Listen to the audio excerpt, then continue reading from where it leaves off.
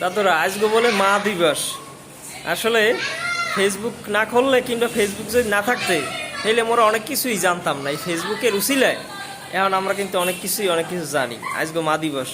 মায়েরে ভালোবাসতে গেলে কোনো দিন ক্ষণ সময় মাস বছর এই হিসাব করলে কিন্তু মায়ের ভালোবাসা যায় না।